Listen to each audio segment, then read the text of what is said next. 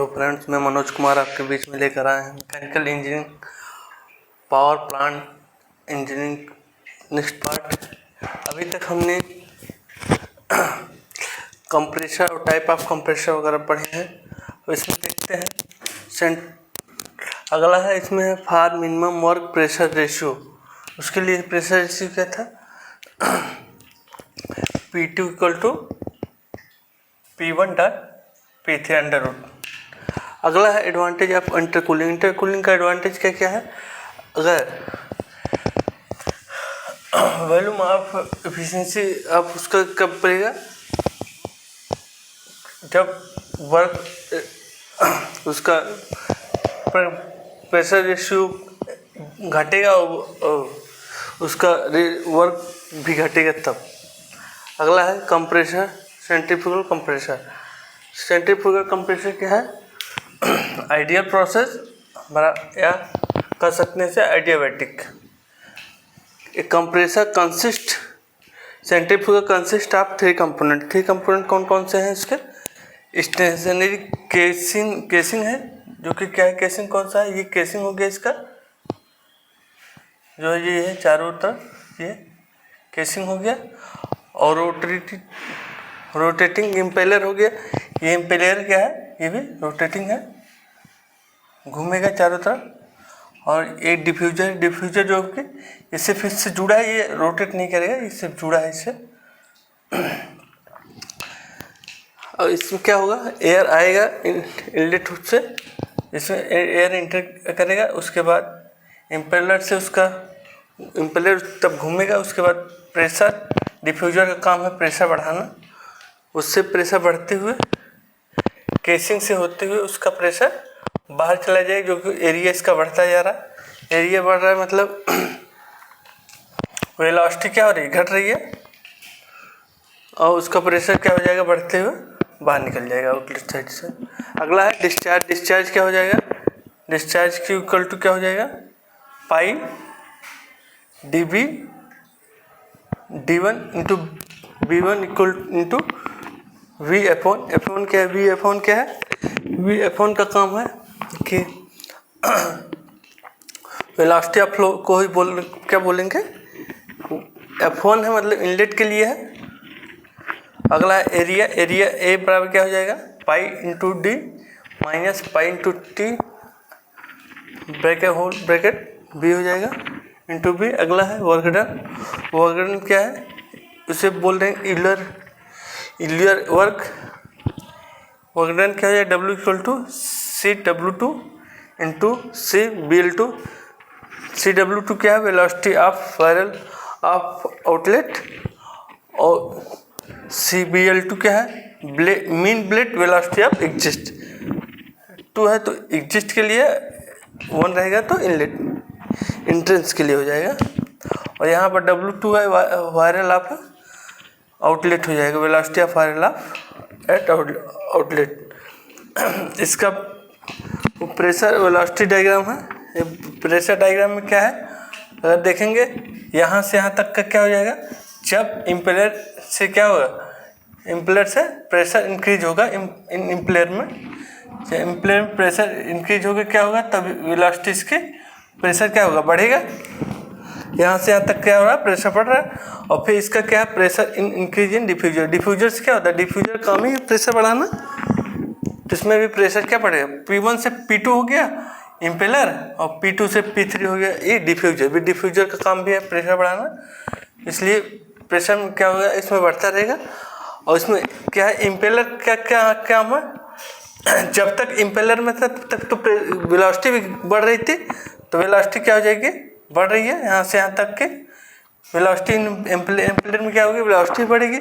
और डिफ्यूजर में क्या है, डिफ्यूजर में क्या होता है, एरिया बढ़ता है और वेलोसिटी क्या होती है, घट जाती है। तो डिफ्यूजर में वेलोसिटी क्या हो जाएगी, घट जाएगी, C2 से C3 तक घट रही है। अगला है फॉर आइडियल कंडीशन में रेडियल ब्लेड क्या हो जाएगा, रेडियल ब्लेड जब आइडियल कंडीशन हो तब CW2 = CB2 हो जाएगा।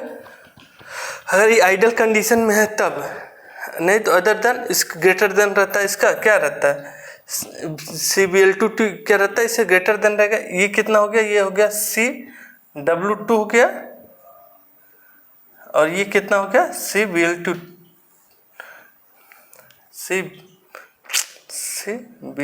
हो गया। हम W2 क्या जानते हैं, velocity of viral of outlet के लिए है, और Bl2 क्या है, CBl2 क्या है, मीन ब्लेड के लिए एग्जिस्ट करेगा तब। और ये क्या हो गया, VF2 हो गया, वेलोसिटी ऑफ आउटलेट के लिए है। अगला है W बराबर क्या हो जाएगा, C2 का स्क्वायर हो जाएगा जब ये आइडियल कंडीशन में है, रेडियल ब्लेड तब, रेडियल ब्लेड जब आइडियल कंडीशन में तब। और C2 क्या है, absolute velocity of outlet of rotate. ये आपका है वेलोसिटी ट्रायंगल डायग्राम। अगला है पावर इक्वायर्ड पर इम्पेलर, क्या हो जाएगा, P = M into CW2 into CBl2।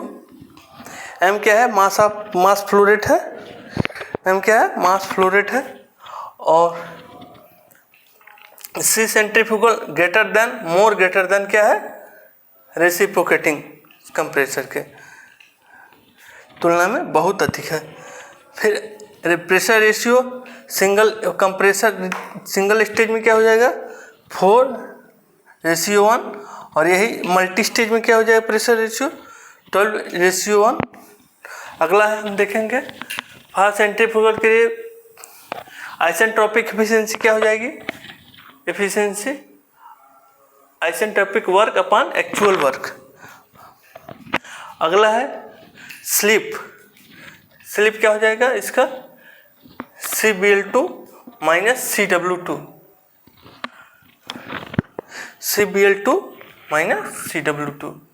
ये स्लिप हो गया इसका। यही स्लिप फैक्टर बोला जाए तो ये हो जाएगा CW2 अपॉन CBl2। अब फिर वर्क फैक्टर क्या है, वर्क फैक्टर जनरली 5W क्या होता है, 1 से 1.03, जो कि कहेंगे वर्क फैक्टर हो जाएगा actual work upon real work. Real work क्या है, W = CW2 इंटू CBl2। अगर देखेंगे प्रेशर कोफिशिएंट क्या है, प्रेशर कोफिशिएंट है 5P = isentropic work upon real work. अगर यही प्रेशर कोफिशिएंट हो गया isentropic work upon real work हो गया। अगर यही इसमें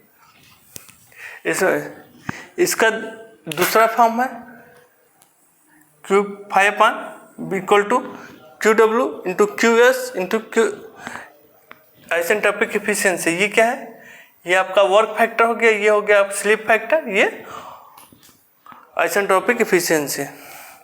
अगला है axial flow compressor. Axial flow compressor में क्या है, इसका एप्लीकेशन कहाँ होता है, इन एयरक्राफ्ट में होता है, और कहाँ होता है, गैस टरबाइन में होता है, और gas turbine due to low frontal area में होता है।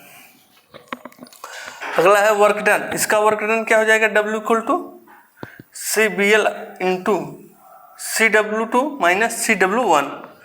CW2 क्या है, wire component of video outlet हो गया, और W1 है तो इनलेट हो गया, और CBl मतलब mean velocity of intense are exist.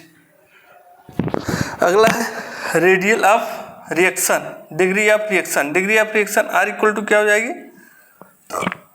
Pressure in rotor blade upon pressure rise in per stage. तो क्या फार्मूला हो जाएगा, 1 - CW2 अपॉन 2C2। ये हो गया अपना degree of reaction of axial compressor के लिए।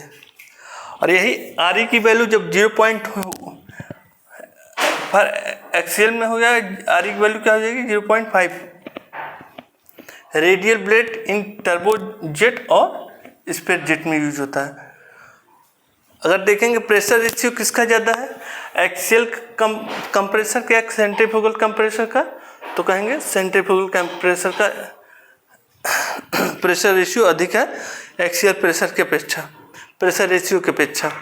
आज हम क्या क्या देखे हैं, advantage of intercooling, centrifugal compressor और डिस्चार्ज वर्क डन और पावर इक्विपमेंट इन कंप्लर और सेंट्रीफ्यूगल कंप्रेसर के फार्मूले देखे हैं, एक्सियल फ्लो इन कंप्रेसर देखें और उसका एप्लीकेशन, डिग्री ऑफ रिएक्शन।